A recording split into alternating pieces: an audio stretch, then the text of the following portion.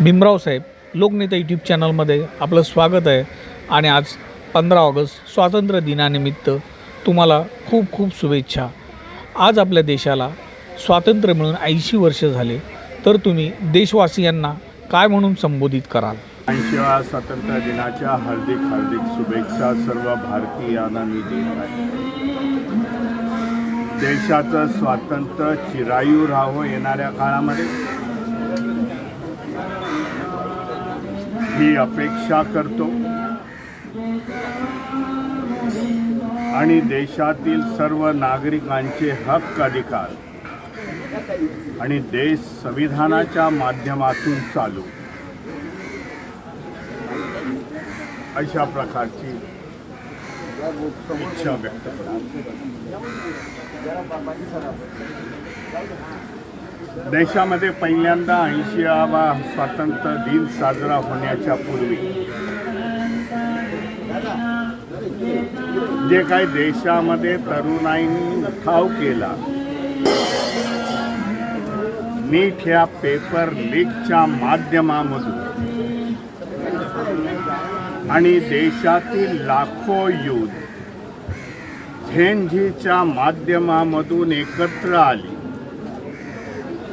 आणि व्यवस्थेच्या विरुद्ध त्यांनी बंड पुकारली।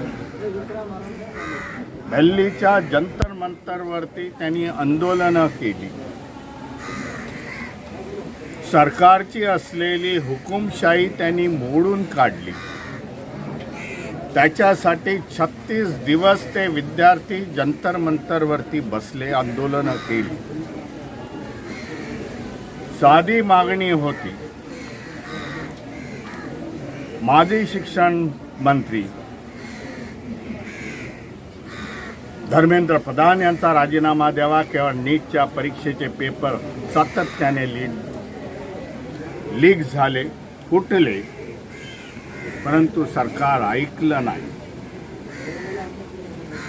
झेंझीचे तरुण, देशातील करोडो तरुण दिल्ली असेल देशातील विविध राज्यामध्ये एकत्र येऊन त्यांनी व्यवस्थेला चुनौती दिली, व्यवस्थेला भाग पाडलं आणि त्यांचा राजीनामा घेतला।